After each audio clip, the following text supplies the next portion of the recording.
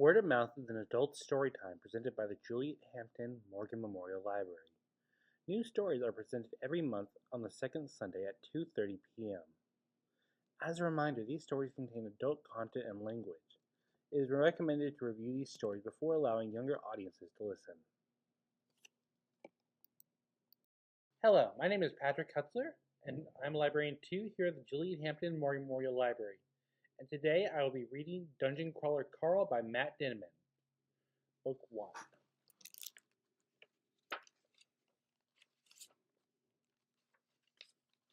This version of Dungeon Crawler Carl is dedicated to the star of one of the greatest, most inspiring, most amazing survival stories of our time, Fiona. Fiona the Hippo.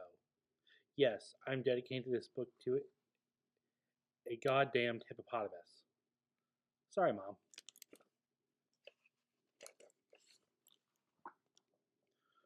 Rome will exist as long as the Colosseum does.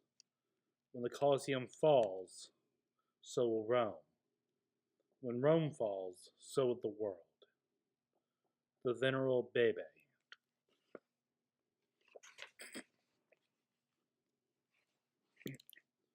Dungeon Crawler Carl. Chapter 1. The transformation occurred approximately at 2:23 a.m. Pacific Standard Time. As far as I could tell, anyone who was indoors when it happened died instantly.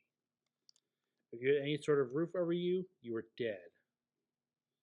That included people in cars, airplanes, subways, even tents and cardboard boxes. Hell, probably umbrellas too. Though I'm not too sure about that one. I'm not gonna lie. You guys who were inside, probably warm and asleep, dreaming about some random bullshit. I'm jealous. You're the lucky ones. You were just gone, splattered into dust during the transformation. It was Tuesday, and the calendar had just ticked over to January 3rd. A terrible winter storm had descended on North America, and half of the country was buried in snow and ice. In Seattle, we didn't have too much snow that night, but it was well below zero, which was unusually cold even for January. I'm sure in other parts of the world it was warmer, and not in the middle of the night. Many more people survived. Many more. I also bet most of them were probably wearing more clothes than I was at the time of the incident. And those assholes were smart enough to not go into the light. Me, I didn't have a choice. Like I said, it was below freezing and I was outside. And I was wearing boxers, a leather jacket, and a pair of pink Crocs, sandals that barely fit me. I was also holding a crying, scratching, squirming, and spitting cat named Princess Donut, the Queen Anne Chonk. She was a tortoise-shell Persian cat worth more than I made in a year. My ex-girlfriend called her the Princess Donut for short. I was just stuck with Donut. So let me back up about 10 minutes. I won't bore you too much with my backstory, but some of these details may be important. My name is Carl. I am 27 years old. After a stint in the U.S. Coast Guard, I ended up working as a marine tech, fixing electrical systems for rich assholes and their party boats. I, up till a few days before this started, lived with my girlfriend in our apartment in Seattle. Her name was Beatrice. B. She went to the Bahamas for a New Year thing with a bunch of friends. She didn't tell me her ex-boyfriend went along on the trip. I figured it out pretty quickly when I saw pictures of her sitting in his lap on Instagram. I don't like drama. I don't deal well with it. Whether she was actually cheating on me or not, it didn't matter so much. She lied. I called her up. I told her we were done. I promised I'd have all her stuff ready for her to go when she got back. No drama, no fuss. We were done. She asked her parents to come get the cat, but they lived on the other side of the Cascades. And no one was getting through any of that pass with this weather. So, I promised I'd look after her until Beatrice got back. Let me tell you about Donut the cat. Like I said, she's one of those fluffy, flat-faced cats that look like they need to be sitting on the lap of a Bond villain. B and I shared a two-bedroom apartment, and one of those rooms was dedicated to the cat, if that tells you anything. More specifically, the room was devoted to Donut's best in show ribbons, her best in breed ribbons, talents, trophies, and framed photographs of her sitting on a table, looking all fuzzy and pissed off, while B and a judge stood behind her. B probably had 50 of these pictures.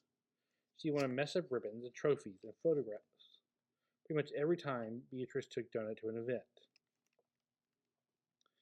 And B took that damn cat to a show almost every weekend. Her whole family was into raising and showing Persian cats. Me, I didn't really know much about the whole cat show world. I didn't want to get too involved. Like I said, I don't do drama.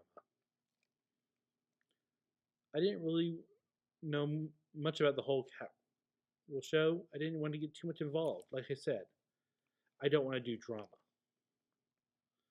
And let me tell you something about cat people. More specifically, cat show people. Actually, never mind. Fuck those guys. All that's important is B and Donut were a part of this whole world I didn't want anything to do with. I never considered myself a big fan of cats. If we're being truthful here, I liked Donut. That cat didn't give two shits about anybody or anything, and I could respect that. If Donut wanted to sit on my lap while I was blasting away on a PlayStation, then she sat on my damn lap. If I tried to pick her up, she hissed and scratched and jumped right up there. And when she looked at me with a squished face that said, "What you gonna do about it?" I've been tempted more than once to throttle the thing, but I'm not an asshole. Plus, I can respect the little monster's tenacity. Some of my buddies would give me a crap about it, me spending all this time with a fuzzy cat that was probably worth more than I make in a year. But I enjoyed it. I enjoyed having that ball of fuzz sitting in my lap. One of Beatrice's ironclad, this is not negotiable rules with no smoking in the apartment. So after our fight and breakup, I made a point of smoking as much as I could. I know, immature. But it was freezing outside. Donut didn't seem to like the smoke too much, and it smelled clung to her hair. So, as a compromise, I would crack the window when I smoked. So I woke up at 2 a.m. having been startled awake by a dream. I decided I needed to smoke. Excuse me. I pulled out my pack, cracked the window, and I lit a cigarette. Donna, who had been sleeping right next to me on the bed, decided that that very moment she wanted to, for the first time in her feline life, go outside and explore. She jumped up on my shoulder and leaped out of the second-story window onto the tree outside my apartment. Just like that, I had that window open dozens of times over the past year, and she'd never even given the window a second glance. But tonight, on the coldest night of the year, the furry asshole decided to Lewis and Clark her way out of the apartment. She scampered down the tree, sniffed at the sidewalks a few times, and then promptly realized it was cold as fuck. Her adventure over as quickly as it began, she rushed up back from the tree and stared at me over the 5 feet of the window to the tree branch. The adventure all drained out of her. Donut decided not to risk the jumping back inside. So instead, she decided to start howling at the top of her lungs. I spent the next several minutes cursing at the cat, trying to coax her back inside. I opened the window all the way, sending gales of ice-cold air in the previously toasty apartment. The fuzzy black and beige and white cat just sat there, bitching and howling so much I feared one of my neighbors might wake up and shoot her. I left my boots in the dryer all the way in the building basement. I didn't know where the hell my running shoes were. So in a momentary decision, I quickly come to regret. I squeezed my feet into a pair of my ex-girlfriend's Crocs, pulled a heavy leather jacket on, and I rushed outside to grab the cat. A part of me kept saying, "Screw it, it's not your cat. Let the fucker freeze." But like I said, I'm not that much of an asshole. As much as Beatrice deserved it, she loved the damn cat. and poor student Donut wouldn't stand a chance out there in the cold, not for long. Plus, again, the cat was right there, howling like someone was eating her children in front of her. I pushed down the stairs and I jumped outside, rushing to the tree that sat between the sidewalk and the building. I immediately regretted not taking the time to put on proper clothes on. The cold, windy air sank its claws into my legs and feet. Donut was right there, sitting on a tree just out of reach, looking between me and the window into the apartment. She continued to howl, and a light popped on in an apartment on the first floor. I groaned. Mrs. Parsons, grumpy. I like to file complaints, Mrs. Parsons. Donut, I said. Come on, you little shit. I held out my arm. The cat could jump into my arm. It's something I trained her to do. You shake a bag cat treat, and she'd jump right up there. I can make a pss, pss, pss, pss sound, and sometimes she'd jump on my shoulder.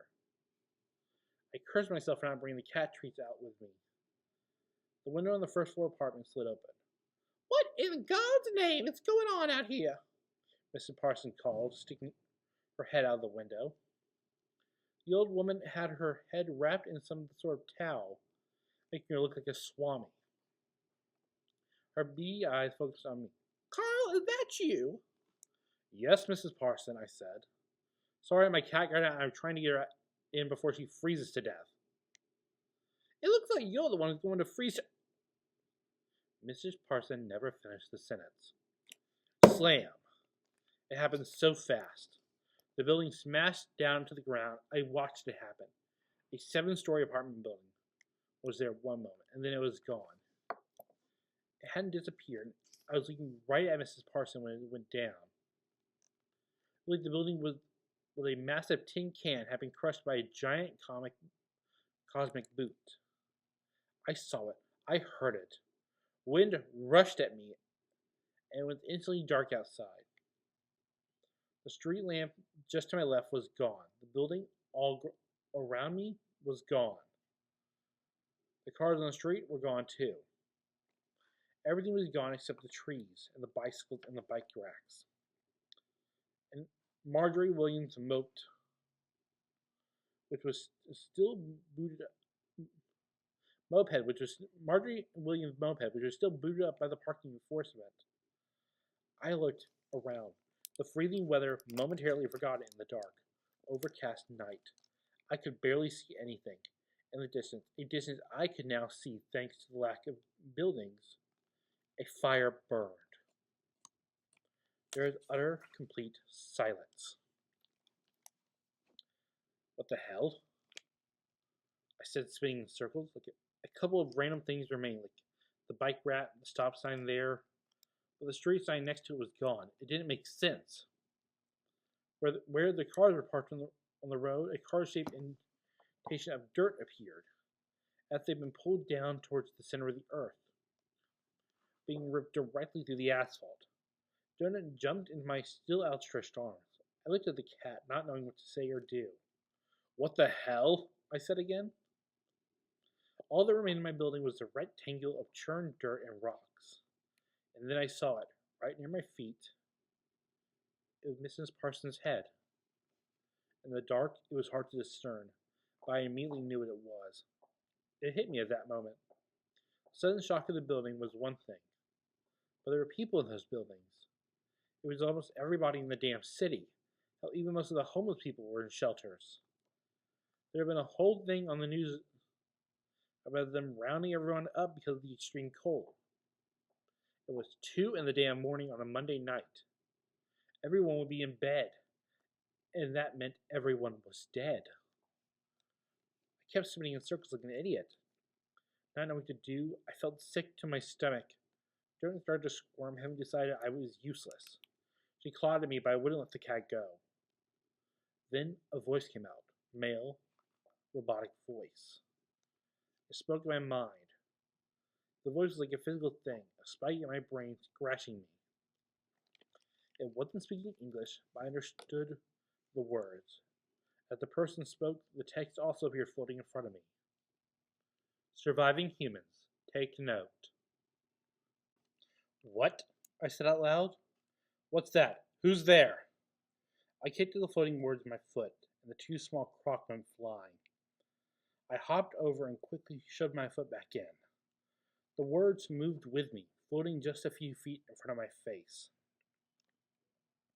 Even the letters weren't in English. They crawled down, not across the screen. But I knew them, understood them like I'd been reading the language my whole life. Parasitic rules, subsection 543 of the Precious Elemental Reserve Code.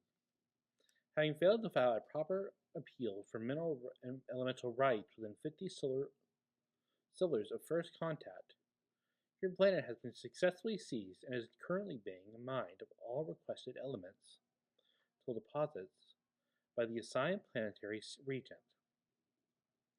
Every interior of your world has been crushed, and all raw materials, organic and inanimate, are in the process of being mined per the requested elements. Per the Mined Material Reclamation Act, along with the subsection 35 of the Indigenous Planetary Species Protection Act, any surviving humans will be given the opportunity to reclaim their lost matter. The Born Corporation, having been assigned regency over the solar system, is allowed to choose the manner of this reclamation.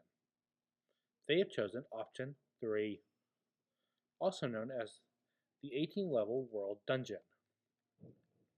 The Born Corporation retains all rights to broadcast, exploit, and otherwise control all aspects of the World Dungeon,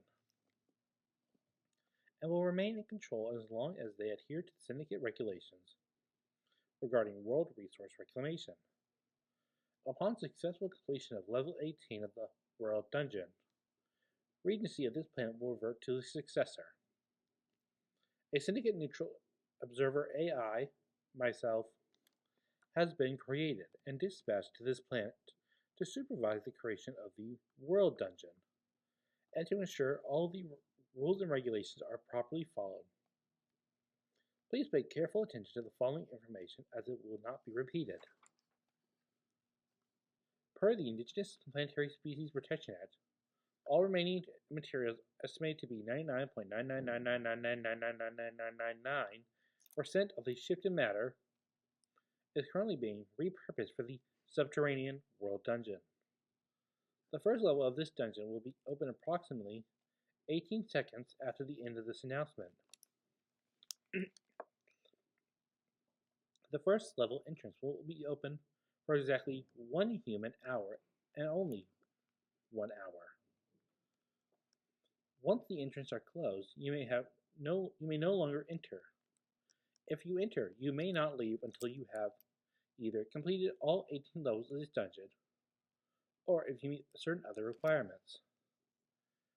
If you choose not to enter the World Dungeon, you will have to sustain yourself upon the surface of your planet, and this may be the last communication you receive during your lifetime. All previous processed matter and elements are forfeit. However, you are free to mine and utilize any remaining naturally occurring resources for your own benefit. The Boring Corporation wishes you luck and thank you for the opportunity. For those who wish to exercise their right of resource reclamation, please take note. There will be 150,000 level 1 entrances added to the world. These entrances will be marked and easy to spot. If you so choose to enter the first level of the dungeon, you will have 5 rotations of your planet to find the next level down. There will be 75,000 entrances to level 2. There will be 37,500 entrances to level 3. 18,750 entrances to level 4. 9,376 entrances to level 5. 4,688 entrances to level 6.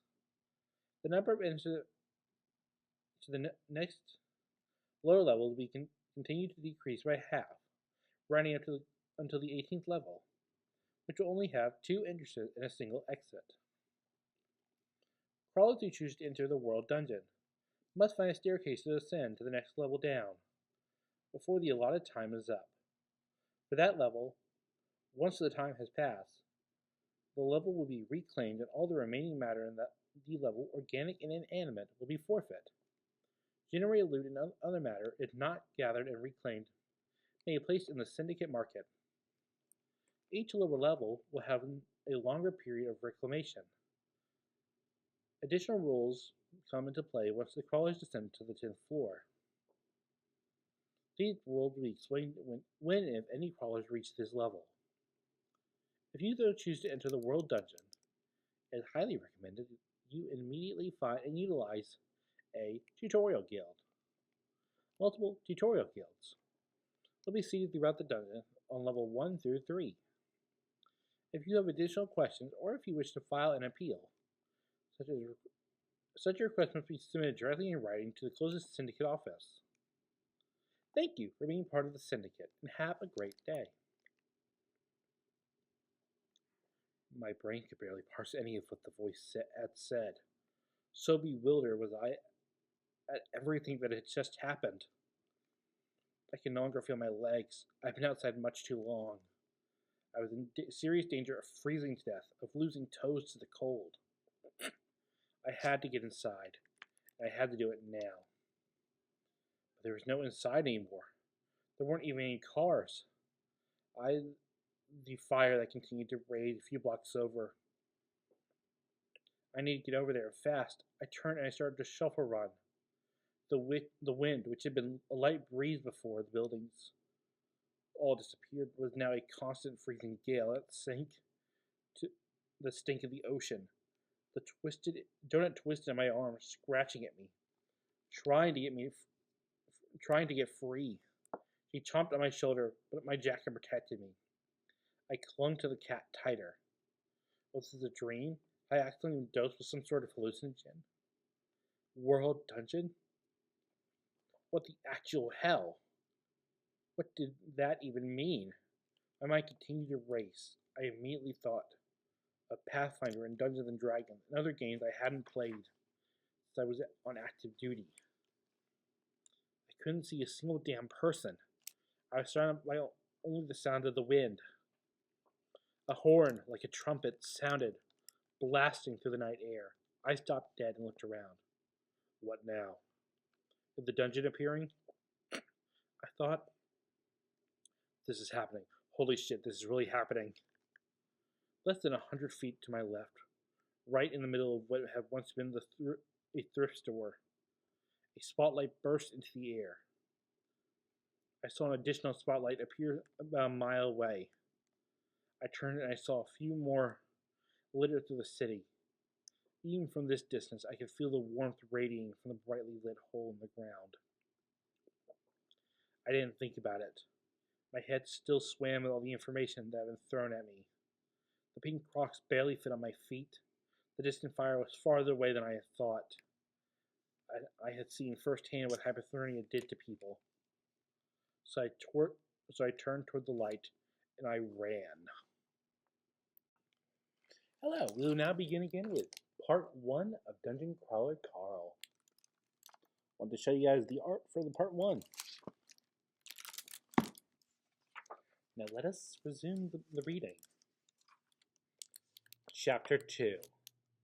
Dungeon Floor 1. Time to level collapse, 5 days. An ornate staircase led down into the light. Each step appeared to be made of wrought iron, and the whole thing was wide enough to accommodate 20 people walking side by side. Glowing warmth radiated from the hole. I took a step, falling down a little farther than I anticipated. My footfall echoed into the brightness. This was a city of almost 500,000 people, and I was the only one here.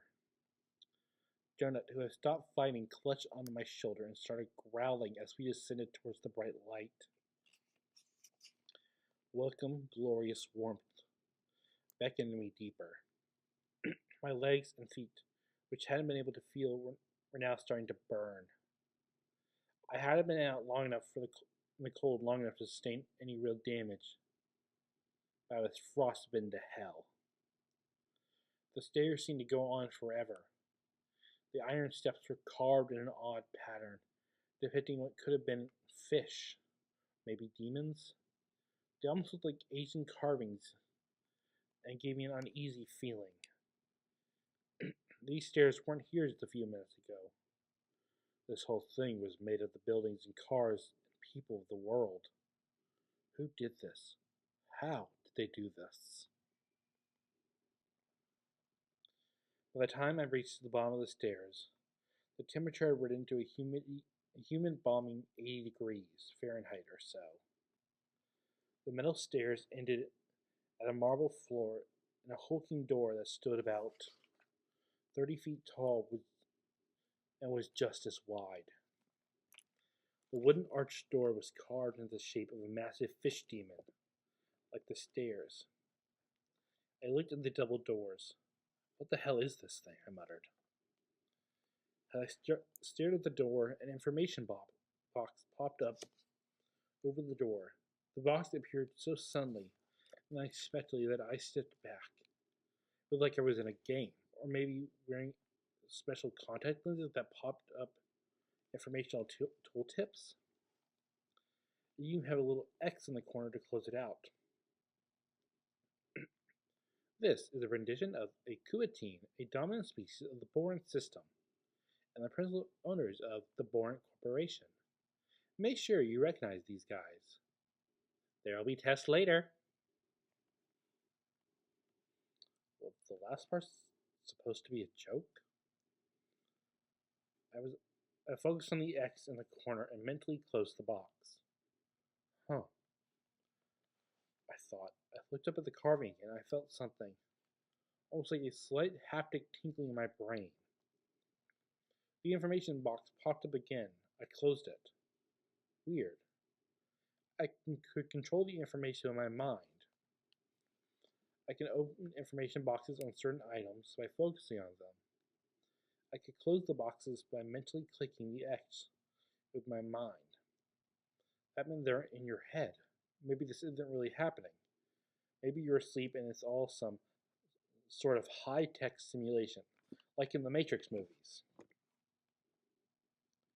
The pain in my warming up legs and feet reminded me that simulation or not, it didn't matter.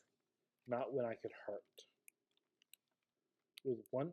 With my one hand free, I pushed open the door.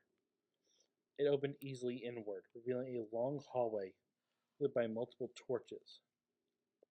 The hallway was just as wide and tall as the door, more like a tunnel for a double-lane roadway than for someone to walk through. In the distance, I could see several branches leading off the main hall.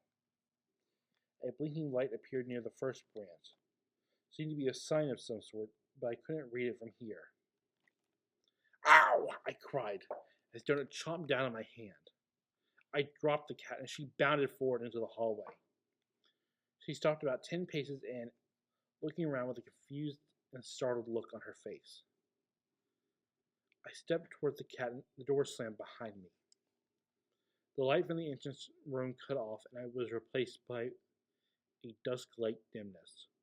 Welcome, crawler, to the first floor. This was a new voice. It was a male, sounding overly enthusiastic, almost like a game show host. It wasn't the same person or speaker from the original announcement. The words appeared floating before me, and were simultaneously spoke in my mind. Unlike the tooltip-like box, I wasn't able to close it out. This was more like subtitles. A timer appeared in the upper right vision. It was at 4 days, 23 hours, and 48 minutes, and counting down. I, again, swiped at the characters. They didn't go away. I closed my eyes, and the information disappeared. It was unsettling and gave me a slightly queasy feeling to my stomach. Donut remained in her spot several paces in front of me, but the chunky cat was swiping in the air in front of herself. She sees it too. I thought, holy crap. Whatever this was happening to the cat, just like it was to me. Donut, I said, calling to the cat, stay with me. The cat, being a cat, ignored me. But as I looked at her, I felt that same almost imperceptible tingle I felt when I looked at the door.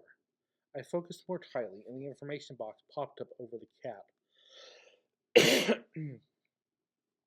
Crawler number 4119, Princess Donut, Level 1, Race Cat. Class not yet assigned. I took a step forward and painfully aware that I was wearing Crocs that didn't fit. More text assaulted me. You have been designated as crawler number 4122. You have been assigned the crawler name Carl. You are assigned the race of human. You are currently level 1. You may choose a new race and class as soon as you descend to the 3rd floor. Your stats points have been assigned based on your current physical and mental profile. See the stats menu for more details. Menu. I wondered how to pull up the menu, but before I could even try to figure it out, I was bowled over by a wall of text. Congratulations! You've earned your first achievement, Crazy Cat Lady. You have entered the world dungeon accompanied by a cat. Isn't that sweet? Reward, you've received a bronze pet box. New achievement, trailblazing cat lady, crazy cat lady.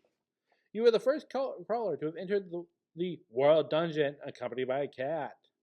You must really love that thing. Too bad! You're both probably going to die a horrible death at any moment.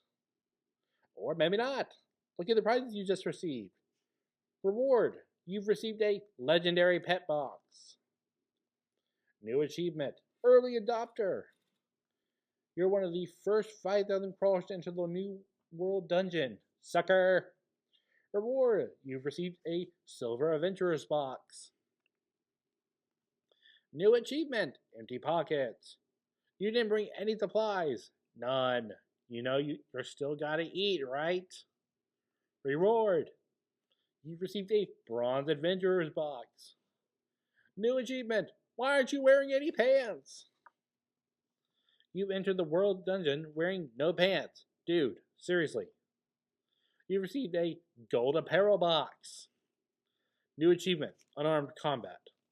So you're just gonna waltz into something called a world dungeon and you're not gonna even bring a weapon? You're either braver than you look or just an idiot. Good luck with that, Van Damme. You've received a bronze weapon box. New achievement, loner. You've entered without any human companions. Didn't anyone teach you there's safety in numbers? Reward, none. You are so dead. At those last words, they faded away. You are so dead. Donut was, again, swiping at the air. Menu, I said out loud. Nothing happened. Stats. Nothing. How the hell was I supposed to get information? It said I'd received multiple, loot boxes? That's sure as hell what it sounded like. Which meant I had some sort of inventory. I remembered something from the initial announcement. Something about finding a tutorial guild. I looked up at the neon sign about 100 meters down the tunnel. What? Would that be it? I started to shuffle jog down the hallway towards the blazing sign. I passed Jonah, who sat on the ground licking her paws, rubbing against her forehead. After a moment, the cat seemed to sigh and decide to follow. The neon sign read, "The Tutorial Guild," with an arrow pointing down a thin, dark alley. I shuffled to a stop. The swish of my footfalls echoed into a large, empty tunnel. I peered into the darkness. It was pitch black in there. Behind me, Donut meowed with concern. I stepped into the alley. New achievement! Fall into an obvious trap. Reward. Well, if there's a heaven, you haven't been too much of an asshole. Maybe they'll let you in, because you're about to meet your maker. 3 lights flipped on, blinding me. I covered my eyes and took a step back. Something mechanical hissed, and what sounded like a steam engine roared to life. I heard laughter, high pitched and squealing. I turned and I ran. Both of my pink Crocs went flying, and I turned down the main tunnel, heading away from where I come down the stairs. Donut yowled and rushed after me. I hazarded a look over my shoulder and saw the contraption rocketed out of the alleyway, almost crashed into the far wall, and then slowly started to back up and turn facing me. The machine was the size of a tractor and ran on treads, like a tank. The thing was built out of mismatched, rusting hunks of metal. It looked like it would fall apart at any moment. A spinning covered wheel dominated the front of the death machine. On top of that, of the tractor, 3 green-hued humanoid monsters stood screaming and pointing in my direction. Each of those monsters looked to be about 4 feet tall and was dressed in leathery rags. One appearing to be wearing a kitchen pot on his head. He grunted and screamed as he worked the controls of the tall machine. Black smoke billowed from the several pipes. Spinning wheels whirred even faster, and the machine righted itself and started barreling towards me. A tooltip popped up. Goblin Murder Dozer. Contraption! A goblin-built, steam-powered machine designed to mow down and slaughter unsuspecting dungeon crawlers. I hope you're up to date with your tetanus shots. Goblin-built steam. The more tooltips popped up over the 3 riders. 2 of them read, Goblin, level 2! A small, green, and smart. The goblins lack in physical strength. They make up for in pure spunk. The 3rd goblin, one with a pot on his head and driving the machine, had a different description. Goblin engineer, level 3. Engineers the incels of the goblin world. They have a hard time finding a date, which makes them extra angry. And if there are any females in your parties, they will attack them first. I didn't have time to think about the stupidity of the jokes or the fact I was, for the first time, looking upon a group of real live monsters trying to kill me. I rushed down the hallway and reached another junction. I could go 3 ways, forward, right, or left. Right with another lit-up hallway with about half as wide as the last, but still plenty big enough for the goblins to follow. Left into a tight, dark hall that'd be way too thin for the bulldozer. The obvious choice would be flee down the dark hallway. I paused. It was too obvious of a choice. I sensed in our trap. I couldn't go straight because the next dungeon was too far away, and the machine would catch me for sure. I turned right. Donut followed, choosing to stay by my side, which was very un-donut-like behavior. This wall was only as wide as a regular road, with a smooth 15-foot ceiling, green lichen-like growth glued on the bricks. The brick walls and ceiling, giving the tunnel an odd glow. Behind me, the goblins squealed as they struggled to maneuver the murder dozer. The thing had a wide turning radius, and would take them at least a minute to pursue. Ahead, another group of junctions appeared, but just before the intersection, I spied a single wooden door built into the wall. A simple sign was attached to the wall above the door. The words were painted the same color as the dark red bricks of the wall. I could barely read it. It read, Tutorial Guild. The words were in that same odd language. The moment I read the sign, a green glowing box appeared on the right, highlighting the name. New achievement! You've discovered and read an official dungeon sign. Wow! You can read. Whoopsie. Whoopee! Reward. All official dungeon signage will now be highlighted and easier to spot. Nearby guilds will appear on your mini-map. A mini-map? I really need to figure this out. Behind me, the murder dozer had gotten stuck on the corner, and one of the level 2 goblins was shouting and beating on the pot hound of the engineer with what looked like a stick. The third looked at me and shook a fist. They had followed me into the guild. I didn't know. I grasped the brass door handle and tried to turn it. It didn't open. Locked. What the hell? I said as I banged on the wooden door. Hey, I called. Is there anybody in there? The two level 2 goblins seemed to give up on waiting for the bulldozer to negotiate the tight turn. They hopped off and started jogging towards me. They were unarmored, but both wielded what appeared to be a wooden stick with a pineapple at the end of it. They'd catch up in a minute. Next to me, Jonas started to growl and hiss. From behind the door, I heard a rattling of chains and turning of locks. The door cracked, only pulling open part way. A single chain remained, keeping the door from opening further. A bearded rat-like creature appeared in the doorway. I could barely make out his features, but he was a head shorter than me, so taller than the goblins, but not by much. What do you want? Said the voice. You mobs ain't allowed in here, you know that. Hey, this is a tutorial guild, right? Think you said I was supposed to go in here?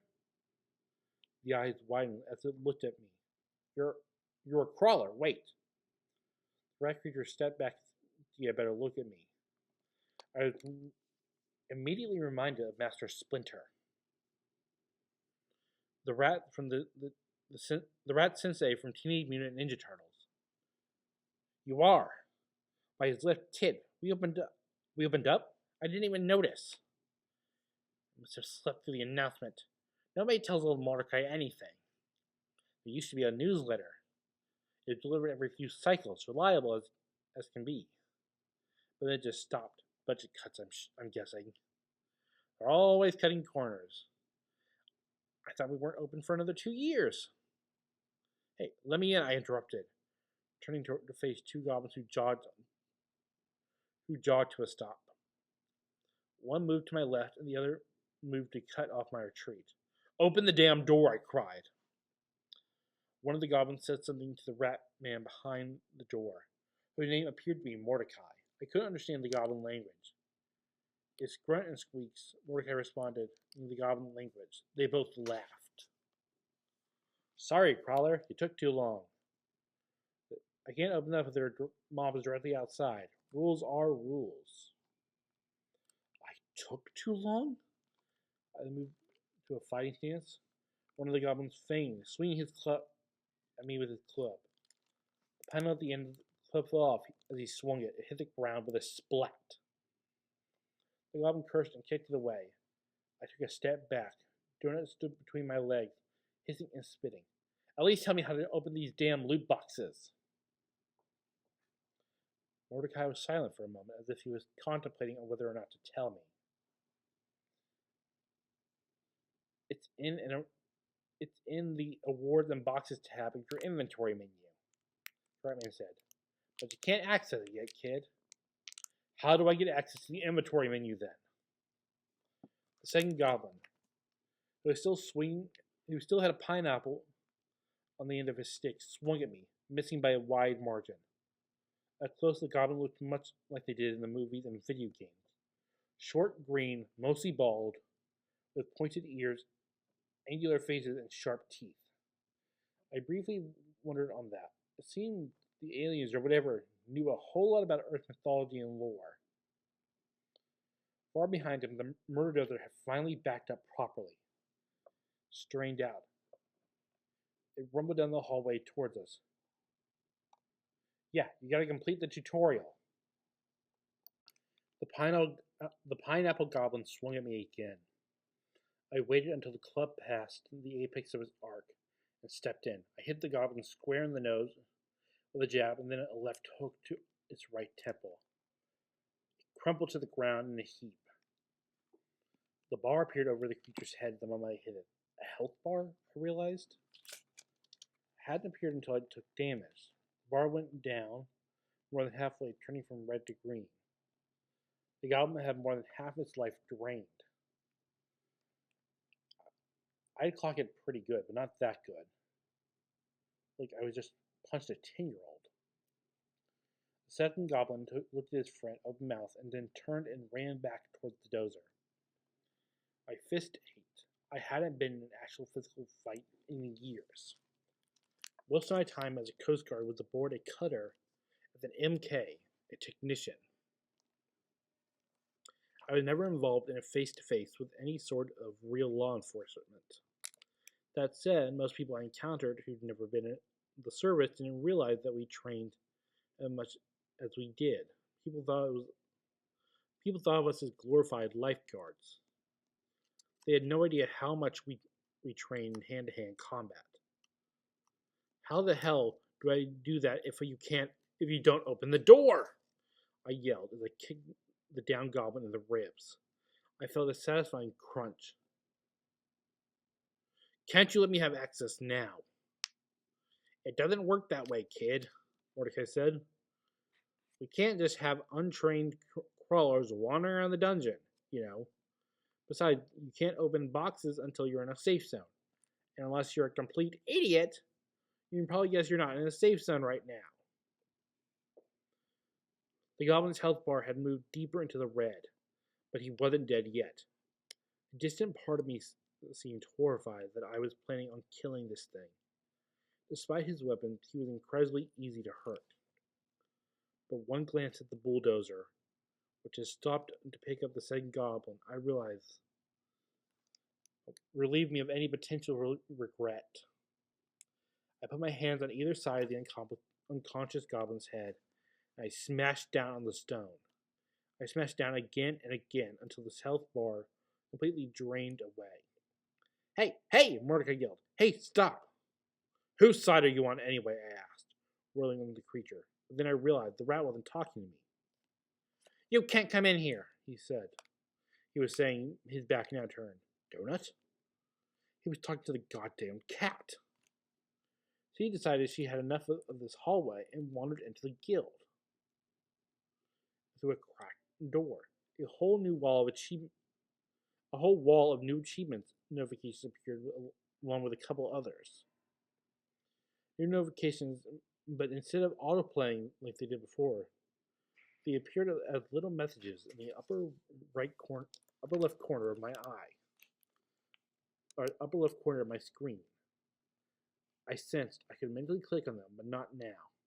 The AI or whatever the hell was running this circus seemed to know that right now was not an opportune time to cover up half my line of sight with this game bullshit. Not with the real danger barreling down on me. Open the fucking door, I cried. Kid, get your creature, Mordecai said, turning toward me. A strange hint of panic in the rat's voice. I'll get in trouble if they find out I let a crawler sneak in against the rules.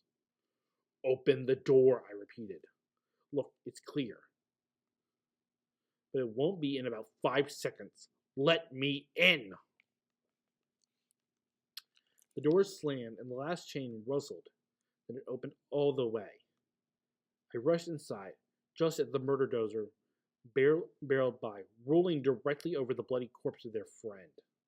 The brake screamed, but the dozer continued its forward momentum, sliding on the body as it smeared down the hallway.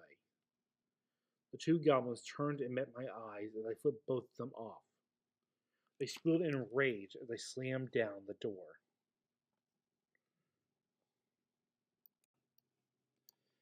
Chapter 3. The moment the door closed, a notification appeared. Tutorial Guildhall. This is a safe zone. Warning. A level timer are still active. I shouldn't have let you in, Mordecai said, wringing his furry hands. I examined the rat creature. He wore a black vest and blue pants. He had a pair of well-worn sandals on his feet. An info box popped up. Mordecai! Rat Hooligan, level 50. Guildmaster of this guild hall. This is a non-combatant NPC. Hooligans are the smartest, fastest, and ugliest ratkin races. But not as roided out as a rat brute, or as I'm gonna fireball your ass as a rat shaman. Rat hooligans offer the best of both worlds.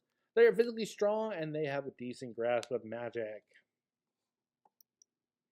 I closed the door. I closed out of the box. Through the door, I could still hear the screech of the goblin machinery just outside. I mentally clicked on the first of several information boxes, cluttering my vision. Error! You may not access this until you've completed the tutorial. All the boxes disappeared, swooping into a single folder item that started to blink. I stood in a wide room about the size of a classroom. A fireplace and a bed dominated one side of the room. Several shelves dotted the walls in the left half of the room, filled with random objects and a few framed photographs of bird-like creatures. The other half of the room was nothing but well-worn an oval-shaped gray carpet and an empty desk. A half-dozen classroom-style chairs lay scattered about. I turned back to the door. Is this the only way out of here? I asked.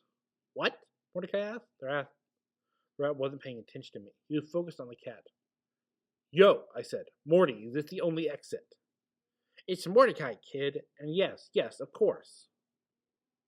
Are those green assholes going to still be waiting for me when I go out there? Then I jumped onto a high shelf and knocked over a vase. Ash spilled out. Mom! Mordecai cried out, running to the shelf, shooing the cat away. He reached up for the shelf, but he couldn't reach it. Damn this body! He turned back to me. Can you grab that thing for me? Get him out of here, Mordecai squeezed. I think I might be allergic. I didn't think he was sneezing because of the cat, but because of the gray cloud of dust that had been formed around the spilled ash. Holy shit, man, I said. Be careful. I warned myself. He doesn't seem to be too tough, but he's level 50. That's gotta be mean he's a powerful bastard. Can you help me? Are they going to wait for me or not? Yes, no, probably. Well, it's complicated. One might wait, the other two will definitely go back to their clan and call the others. You smash that poor goblin's head right in, give them an hour, and the whole family will be out there. Across the room, Donut discovered the fireplace, which crackled merrily. The cat sat in front of it, lifted her legs, and started licking herself. Shit. Okay, I said. Don't you dare lock this door.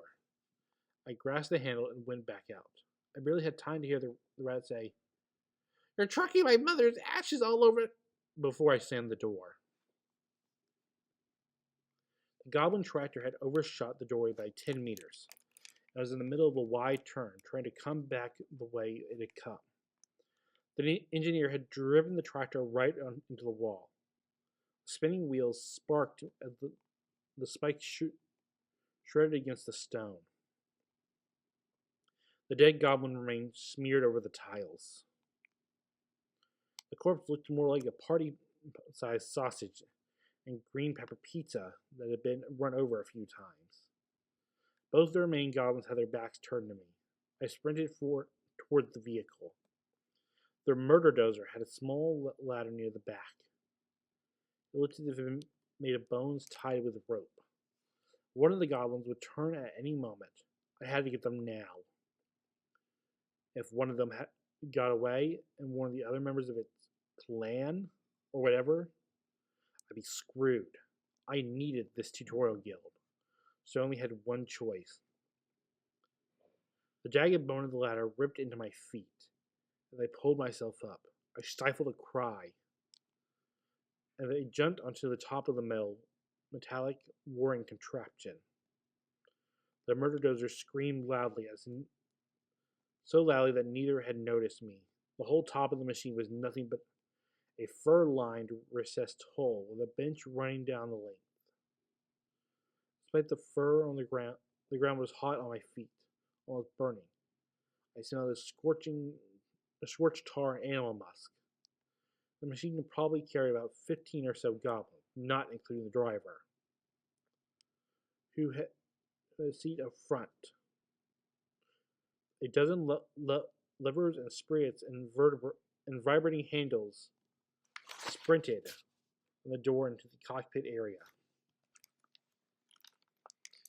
The controls all vibrated and bounced up and down. The pot-wearing goblin sat in the seat, screaming and grunting something as he twisted and turned and pulled on levers.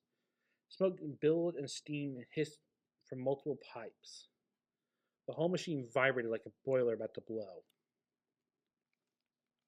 The smooth, rocky ceiling of this tunnel was much lower than the long main hallway leading off the stairs. When I stood to my full height, I could reach up and barely touch it. Barely. It still amazed me, the idea of an entire world made up of these hallways and paths. I rushed forward and grasped onto the regular goblins, who still clutched a pineapple stick in his hand. The creature barely weighed anything, surprising me. I picked him up as he grunted in surprise. He unsuccessfully attempted to hit me with his stick. Excuse me. With all my strength, I threw the goblin forward. He rocketed out of the passenger's area of the dozer. The screaming monster sailed directly over the head of the engineer, who was now starting to react. The flying goblin crashed onto the tunnel wall, then bounced back, landing directly on the spinning front blades. A spray of red showered over both of us. The final goblin snarled and, quick as the whip, pulled a small curved blade from his sheath. He jumped from his chair and rushed at me. Oh, fuck!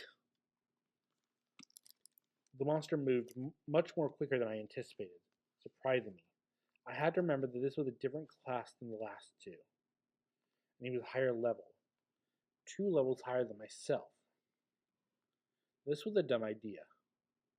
But what was it that B always said? You just jump headlong into things without thinking it through. I kicked at the goblin with my bare foot. With nobody at the controls, the tractor continued to whine and shred the dungeon walls. The vibrations got worse by the moment. Soon the whole thing was bucking like a washing machine with a rock inside of it. The goblin was yelling something at me in his guttural language. You're in my world now, I yelled back to him. You need to speak my language, you weird green piece of shit. To my surprise, the goblin grinned. I could tell he understood me. The little monster switched the knife back and forth between his hands. You're not speaking your language, he said. You're speaking syndicate. You're not speaking your language, he said. You're speaking syndicate standard, you idiot slave. They programmed it into your brain. You really think you'll survive past... The goblin never finished the sentence. He was distracted with his own soliloquy. I leaped forward and snatched the pot off his head and clobbered him with it. Sharp little teeth went flying. The goblin stumbled and I smacked him again and careened off the side of the tractor. His health bar appeared after I smacked him for the first time, but was still well in the green. I splattered to the ground, groaning. His knife went flying. I peered at the edge. The goblin lay on his back. The tractor continued to spin and buck, but it was edging in the opposite direction. The goblin's health was still 3/4 full, but he had the wind knocked out of him. The goblin started to sit up, and I threw the pot at him. To my utter astonishment, I clobbered him right in the forehead. He cried out, his hands reaching to grasp the new wound. I gauged the distance. It wasn't very far, like maybe 7-8 feet. I'd done that well plenty of times as a kid. What the hell? I jumped out the murder door, aimed both feet towards the chest and the stomach of the still recovering goblin. I'm not sure if I mentioned this earlier, but this is important information right here. I stand 6 foot 3 inches tall. I weigh about 230 pounds, and while I wasn't in near as good shape as I was while on active duty, I have been hitting the gyms 3 times a week for years. Building up my muscle mass, I'd always been blessed with one of those bodies that naturally held muscle well. My dad was a linebacker. Even my mom was 5'10", and her dad had played for Oregon State before becoming a prison guard. So what I'm getting at is that I'm a large dude, and I have a lot of bulk. The goblin was small, and he had hardly any mass at all. The effect of me jumping on him from high above was like someone smashing a fat jelly donut with a sledgehammer. The little dude didn't have a chance. Goo spurted out of the goblin from every orifice. The murderer started to whine even louder. I looked down at what I had done. I suddenly felt sick to my stomach. More notifications appeared on my screen. A tooltip popped up, appearing in my head, peripheral vision as I turned to look back. Goblin Murder Dozer. Boiler breach imminent. And that is where we're going to call it. Well, I hope you all enjoyed, and I hope you have a great day. If you want to read Dungeon Crawler Carl or any of the books that come after it, please come to our library. You can find it here at the Juliet Hampton Morgan Memorial Library on the second floor in our adult fiction area. Goodbye and have a great day.